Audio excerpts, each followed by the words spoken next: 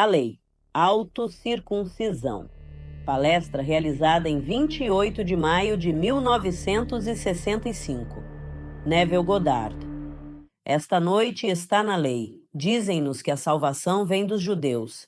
E você se pergunta por quê? Porque você e eu pensamos neste nível em uma certa raça de pessoas. Uma minoria muito pequena, e a salvação vem dessa minoria. Mas não é assim, não na Bíblia. Então nos voltamos para outros aspectos da palavra para ver o que significa esta afirmação. A salvação vem do judeu. Agora consideraremos a salvação neste nível. Suponha que você esteja envergonhado financeiramente. Suponha que você esteja envergonhado de 1000 maneiras diferentes. Bem, se você realizar o seu objetivo, que é a solução do seu problema, então você foi salvo. Como nos dizem, é do judeu. Agora vamos passar para o capítulo 2 do livro de Romanos. Aqui está alguém que foi o maior promotor da fé cristã. Como sabemos, foi escrito por Paulo. Quem quer que tenha sido Paulo?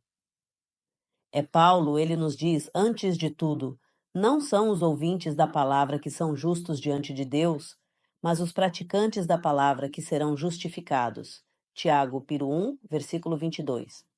Então ele disse, pois o verdadeiro judeu não é aquele que é exterior, nem a verdadeira circuncisão é externa e física. Capítulo 2, versículo 28. O judeu é alguém que é interiorizado, e a verdadeira circuncisão é uma questão do coração. Não é um estado físico externo. Agora, no Antigo Testamento, você encontra remova o prepúcio do seu coração. Você encontra isso no capítulo 10 de Deuteronômio, remova o prepúcio do seu coração. O mesmo se repete no capítulo 4 de Jeremias, retire o prepúcio do seu coração. Agora aqui, isto é para o judeu e do judeu. A salvação vem do judeu. Bem, como posso fazer isso e o que isso significa? Aqui nesta sala agora, este é o prepúcio. Tudo no meu mundo que os meus sentidos revelam e confirmam, tudo. Esse é o prepúcio que esconde e oculta completamente a cabeça da criação. A cabeça da criação é eu sou. Isso é Deus. Então vou para a cama esta noite presumindo que as coisas não são como eu gostaria que fossem. E vou para a cama não circuncidado, mas incircunciso. Disseram-me para remover o prepúcio. Removê-lo completamente de quê? Do meu coração. Bem, meu coração é o centro, o próprio centro, a essência do meu ser. Então, o que aceito como verdade? A evidência dos meus sentidos quando adormeço? Pois bem, estou dormindo como quem não é circuncidado. Disseram-me para me circuncidar diante de Deus e remover o prepúcio do meu coração. Que o verdadeiro judeu não é alguém nascido segundo a carne da semente de Abraão, mas alguém nascido segundo a fé de Abraão. Então, eu realmente acredito nesta noite que todos os sonhos do meu mundo são alcançáveis, mas todos os sonhos, se eu dormisse, seriam descobertos, como se fossem completamente circuncidados, removendo o prepúcio do meu coração? Agora Tiago lança muita luz sobre isso. No capítulo 2 do livro de Tiago, a epístola de Tiago, ele disse: sejam cumpridores da palavra e não apenas ouvintes. Pois se você é um ouvinte e não um executor, você é como um homem que se olha no espelho e vê seu rosto natural, e então se vira e instantaneamente esquece como ele é. Mas se você é um executor e não um ouvinte esquecido, então você deve olhar para a lei perfeita, a lei da liberdade, e perseverar nela. Tal homem será abençoado em seu fazer. Eu olho para a lei perfeita. Que lei perfeita? Qual é o espelho no qual posso olhar esta noite? Então vou para a cama e vejo mentalmente o mundo como eu veria se eu fosse o homem que gostaria de ser. Agora não devo esquecer isso. Não devo olhar no espelho e ver esse estado maravilhoso e depois me virar e me tornar um ouvinte esquecido. Devo investigar isso e perseverar. Pois posso dizer que vi, estou vendo, Continuarei a ver até que o que estou vendo esteja perfeitamente expresso. Agora, como faço isso? Muito simplesmente, é uma afirmação simples e simples. A senhora não está aqui esta noite. Ela só vem às terças-feiras. Bem, aqui está uma senhora de quase 70 anos, apenas o suficiente para viver modestamente, mas certamente sem fundos extras para as coisas normais da vida, o que eu chamaria de normal. Se um trabalho de pintura estiver em ordem, é normal pintar. Bem, ela não podia pagar por essas coisas, mas ela ouviu o que vocês vão ouvir esta noite, que a imaginação cria a realidade, que a imaginação é uma sensação espiritual. Ela ouviu isso e disse: eu explicaria desta forma. Posso sentir cheiro de tinta e não há tinta? Sim, eu poderia sentir cheiro de tinta se quisesse.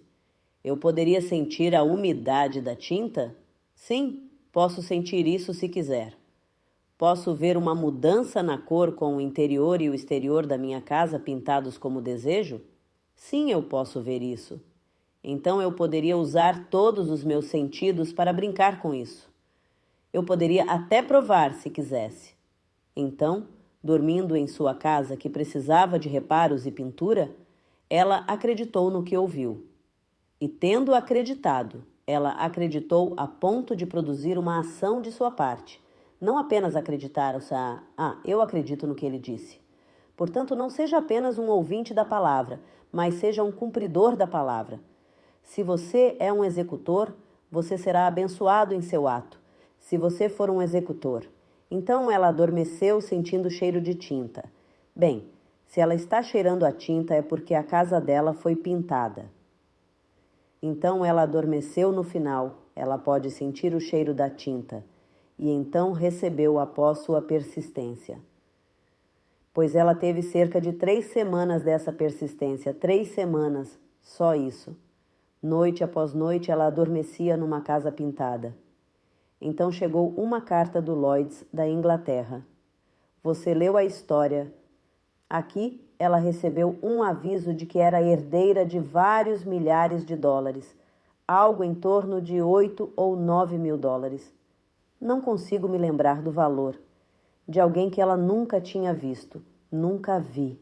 Esta senhora escreveu-lhe alguns anos antes, algo como 12 ou 14 anos antes, pedindo-lhe que investigasse a natureza da morte do seu irmão, falecido neste país. Ela investigou e depois escreveu suas descobertas, e foi isso. A correspondência terminou naquele ano. 3 cartas atravessaram o oceano, e então a senhora morreu e deixou em seu testamento para esta senhora que ela nunca tinha visto esta quantia em dinheiro. Então ela consertou e pintou a casa e sobrou vários milhares de dólares. Ela preencheu a conta do verdadeiro judeu. Tenho certeza de que se ela estivesse aqui esta noite, protestaria contra minha declaração. Ela me dizia, eu sou cristã. Bem, eu diria a ela, o cristianismo é apenas a realização do judaísmo. Isso é tudo o que é. Só existe judaísmo neste mundo maravilhoso. Ou você é o verdadeiro judeu ou não é judeu. Se você for o verdadeiro judeu, viverá dessa maneira. E se for o verdadeiro judeu, saberá o que realmente é o cristianismo. E o cristianismo se desenvolverá dentro de você. E tudo o que é dito de Cristo Jesus nos evangelhos, você experimentará, mas tudo. Mas neste nível, a salvação vem do judeu. Então, ou você é o judeu perfeito ou não é. E aquele que disse, eu sou judeu, sou da semente de Abraão, da tribo de Benjamim. E aqui está alguém que perseguiu Paulo, mas encontrou a história do judaísmo. Ele encontrou a verdadeira história por trás de toda a imagem. O alicerce de pedra é o judaísmo. Esse é o núcleo de tudo. Sem isso, você não tem cristianismo. Como poderia haver algum cristão neste mundo sem o judaísmo? Mas as pessoas não entendem o que é o judaísmo. Não é externo. Não vai à sinagoga. Não vai à sinagoga e realizar nenhum ato externo. O homem deve realizar a circuncisão em si mesmo. Bem, Um garotinho de 8 dias de idade é executado por outro. Isso é um ato externo. Não estou negando que, de alguma forma biológica, possa ser um ato muito limpo. Pode ser a coisa mais maravilhosa em termos higiênicos, não o nego. Mas quando se trata do espírito, não é isso. Quando se trata do espírito, nós o realizamos em nós mesmos. Como Paulo nos diz no capítulo 2 do livro de Romanos, ele nasceu judeu, e isso foi realizado nele quando era um menino de 8 dias. Ele não nega isso, mas entendeu o significado por trás disso. E tendo compreendido isso, ele tentou nos transmitir que, ao nos retirarmos à noite, devemos realizar a descoberta da cabeça da criação. Tire completamente aquela coisa que esconde o que realmente queremos nesta palavra. Leia-o com atenção no antigo livro do Deuteronômio e leia-o também em Jeremias. Leia em Ezequiel. Remova o prepúcio, é o que nos é dito em Jeremias, em todos esses livros antigos. Mas o onde do seu coração, retire-o do nosso coração. Bem, hoje à noite vou para a cama me sentindo angustiado por você, por outra pessoa ou por mim mesmo. Estou sentindo que ela não está bem, ou ele não está bem, ou isso, aquilo e aquilo outro. Então vou para a cama sentindo isso. Esse é o prepúcio sobre o meu coração. Retire-o e faça-me contemplá-lo, contemplá-la, contemplá-los, como eu gostaria de vê-los. Pois o homem se torna aquilo que ele vê. Então, se eu dormir na suposição de que você é como eu gostaria que você fosse, e me convencer de que esse ato imaginal é verdadeiro, bem, então estou criando. Eu revelei a cabeça criativa que é Eu Sou. Esse é o nome de Deus. Êxodo 3, versículo 14. Eu o revelei e coloquei algo para ele ver, algo novo. Então voltamos a Tiago. Aquele que realmente ouve e faz é aquele que olha para a lei perfeita, a lei da liberdade, e persevera nela. Bem, o que libertaria você, senão minha visão de você? Se eu te vejo esta noite como você me disse que é hoje, e você não gosta do que você é hoje, e esse é o conceito que tenho de você esta noite, não sou circuncidado em relação a você. Não estou investigando a lei perfeita da liberdade em relação a você. Mas se esta noite eu for para a cama e pensar em você e te ver não como a razão me diz que você é, mas eu te ver como eu gostaria de ver você, e eu sei que você gostaria de ver a si mesmo e ter o mundo inteiro ver você. Se eu fosse para a cama dessa maneira, então certamente realizaria o ato de remover o prepúcio do meu coração em relação a você. Feito isso, coloquei algo em seu lugar. O quê? A lei da liberdade. Eu olhei para a lei da liberdade, a lei perfeita da liberdade, e libertei você. Bem, isso funciona? A mocinha a levou para casa? De um estranho, ela conseguiu o dinheiro. Eu poderia contar inúmeras histórias, centenas e centenas de histórias semelhantes. Você não precisa conhecer ninguém que tenha dinheiro. Você não precisa esperar a morte de algum parente que possa deixá-lo em testamento. Você não precisa de nada neste mundo além de conhecer a arte da autocircuncisão. Isso faz parte das Escrituras. Agora, aqui está uma pequena história simples e como ela tem sido mal interpretada ao longo dos tempos. Lemos no livro do Êxodo: Não cozerás o cabrito no leite da sua mãe. 23, versículo 19. Agora, aqui está uma afirmação simples, mas a Bíblia é um mistério, e o homem a leva num certo nível e confunde completamente todo o quadro. Neste ano de 1965, em cada casa ortodoxa ou restaurante ortodoxo de fé hebraica, você não poderia entrar em uma casa e esperar que lhe servissem um laticínio com um produto de carne. Simplesmente não está feito. Uma jovem noiva recebe de presente 2 conjuntos de pratos, um para carne e outro para laticínios. Você vai a um restaurante kosher e não pediria manteiga se pedisse, digamos, um sanduíche de carne. Se você pediu algum outro tipo de sanduíche, sim, eles colocarão manteiga para você. Eles têm manteiga, mas não colocariam manteiga em um sanduíche de carne, nem serviriam manteiga ou qualquer laticínio quando você pedisse carne. Voltando a esta afirmação, não cozerás um cabrito no leite da sua mãe. Isso não tem nada a ver com a lei alimentar. Tem a ver com o que Paulo, o grande judeu, está falando. Esta noite decido sacrificar meu conceito de você. Não é isso que quero de você neste mundo. Esse é o garoto. É o meu conceito. Portanto, eu sou a mãe desse conceito. Quer você tenha me contado ou não, a minha aceitação do conceito que você tem de si mesmo é simplesmente o que dá à luz. É meu filho. Mas eu não gosto desse conceito de você. Eu gostaria que você fosse. E nomeio a coisa mais gloriosa a seu respeito. Portanto, vou sacrificar meu conceito sobre você. Esse é o garoto. Agora, não devo voltar atrás e dar atenção àquilo de que me divorciei. Não devo ferver o cabrito no leite materno. Portanto, se esta noite penso em você, como não gostaria de vê-lo, estou fervendo você no leite materno.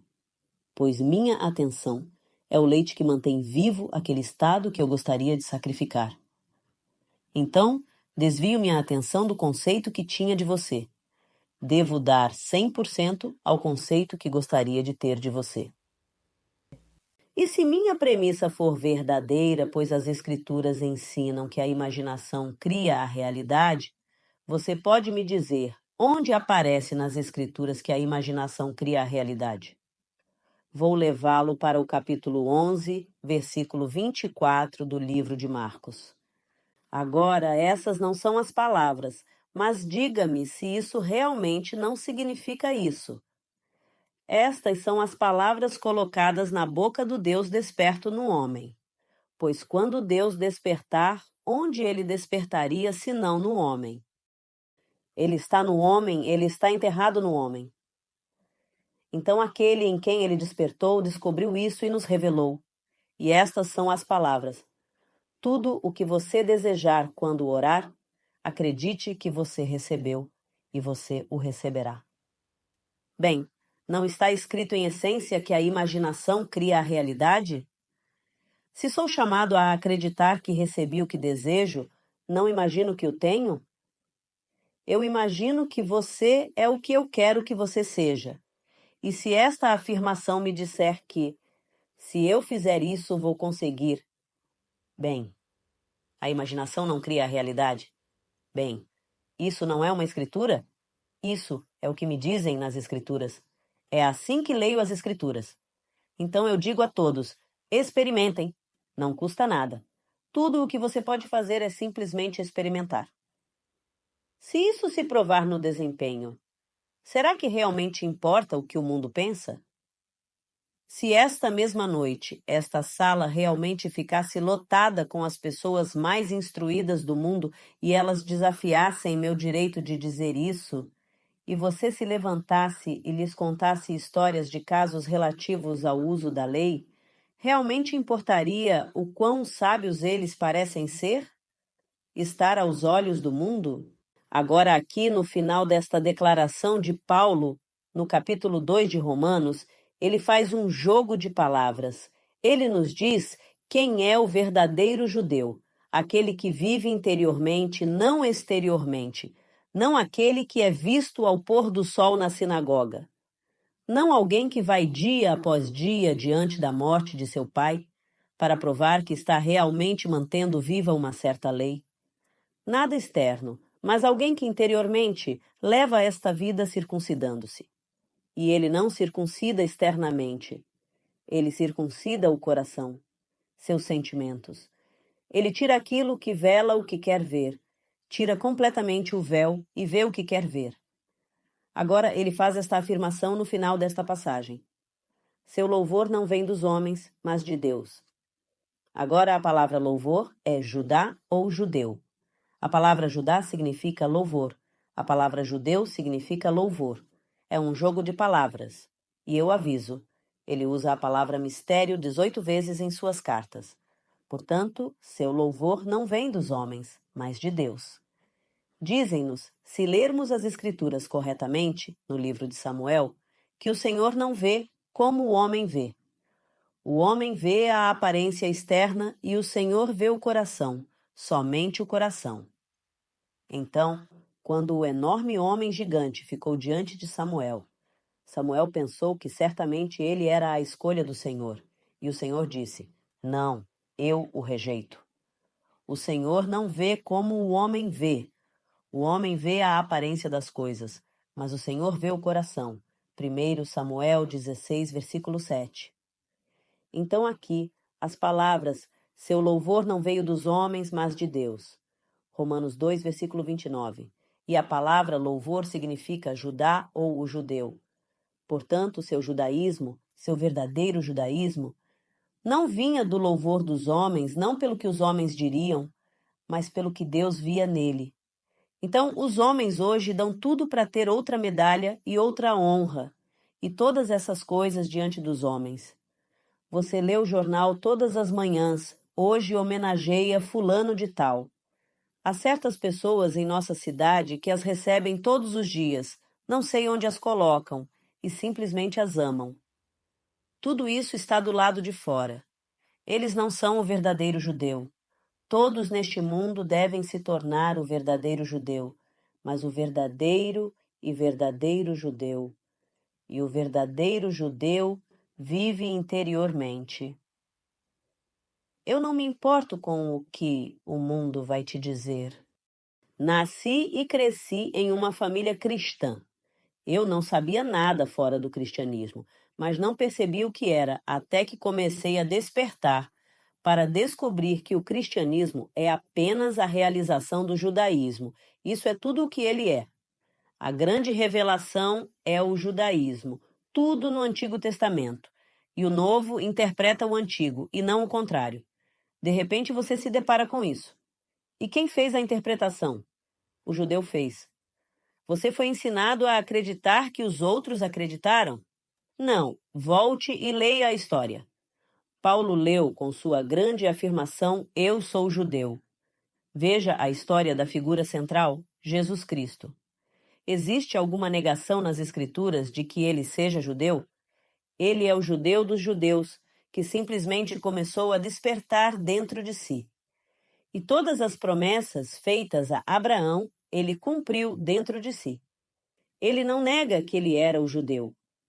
Portanto, o verdadeiro judeu é aquele que vive interiormente. Ninguém que afirma, em razão de seu nascimento físico, que é judeu. Minha esperança é que ele se torne judeu. Ele pode ser um judeu fisicamente, em sua própria mente, mas se ele conhece as Escrituras, eu lhe direi, você deve se tornar um judeu. Você se torna judeu apenas quando começa a viver interiormente e percebe que todo o drama da vida está acontecendo dentro de você, não está do lado de fora. Esse é o verdadeiro judeu. Mas aquele que pensa que por causa do acidente de nascimento é judeu, como o cristão pensa que pelo acidente de nascimento é cristão. 1 bilhão de cristãos andam pela terra e pensam que são cristãos por causa do mero acidente de seu nascimento físico. Ele deve primeiro tornar-se judeu e o judeu deve viver interiormente. E não são cristãos porque o cristianismo é o cumprimento do judaísmo. Então, o homem descobre que o drama da vida é mental, não é físico, de forma alguma. Então, quando o homem descobre isso, não importa qual seja o problema, você é inteligente o suficiente para saber se esse é o problema, qual seria a solução. Faça uma pergunta bem simples. Qual seria a solução desse problema? Bem, você poderia ver isso mentalmente, não poderia? Pois bem, você se circuncida, você tira o problema e vê a solução. Traga todos os sentidos do seu corpo para essa solução. A mocinha trouxe o olfato. Esse era o cheiro dominante, ela sentia cheiro de tinta. e sabia que tudo devia ter sido feito antes da aplicação da tinta. E ela sabia que podia ver a cor que queria. Então ela trouxe 2 sentidos. Você pode trazer todos os seus sentidos para esse estado revelado e então cobrir-se mais uma vez com esse estado. É por isso que Paulo disse: Eu morro diariamente. Que homem neste mundo pensa em morrer diariamente? Ele morria diariamente, ele disse: Eu morro todos os dias. Se eu morrer todos os dias, então me circuncido todos os dias, pois a cabeça da criação é coberta todos os dias com o que acredito ser verdade. E removendo-o do seu coração todas as noites, ele cria todas as noites um novo mundo. Ele disse: Eu morro todos os dias. 1 Coríntios 15, versículo 31. Aqui está Paulo, o maior de todos os cristãos, aquele que disse: Eu sou da semente de Abraão e da tribo de Benjamim, e aqui estou condenado pelo meu próprio povo, porque eles não entendem o grande mistério do judaísmo. Então eu digo a todos: todos devem se tornar judeus. Então todas as noites ele se descobre e remove esse prepúcio do seu coração. Todos devem se tornar judeus, o verdadeiro judeu, o judeu vivo que anda nesta terra, sabendo que todo o drama está acontecendo dentro de si mesmo e não do lado de fora. Quando você faz isso, bem, então realmente importa o que o mundo dirá, posso lhe dizer. Posso lhe dizer, eles só dirão o que você está dizendo. Venho ensinando isso desde os anos 30. Agora estamos nos anos 60. Estou voltando aos anos 30, quando comecei. E quando comecei, porque eu era completamente desconhecido e inseguro em minha fundação. Quando palestrava em Nova York cidade, para públicos de cerca de 1.000 pessoas ou mais, eu sempre teria quem me desafiasse na plateia, porque dentro de mim eu estava me desafiando. Os ministros viriam, os rabinos viriam, os padres viriam e eles simplesmente jogariam o livro em mim. Bem, eu era um menino há 30 anos. Tire 30 anos de mim, eu ainda era um jovem. E então me sentia inseguro ou inseguro. E eles iriam desistir. Mas à medida que as coisas começaram a desenrolar-se dentro de mim, e eu provei este princípio, e já não falava mais a partir da teoria, mas a partir da experiência, elas não surgiram. Ninguém me desafiou. Todos aqueles que se opunham com oposição estavam imóveis, porque ainda estavam em mim. Por isso digo a todos esta noite: quando forem para a cama, pensem em um amigo que se alegrará com sua boa sorte. Agora você diz: bem, não estou com sorte hoje. Tudo bem, quem ficaria feliz se você tivesse sorte hoje? Traga-o diante dos olhos de sua mente e deixe-o ver você como ele veria se fosse verdade. Isso é tudo que você faz. E simplesmente pareça que isso é verdade e adormeça nessa suposição. Naquele exato momento você tirou o prepúcio do coração deste dia e expôs a cabeça da criação, e a cabeça da criação criará o que vê.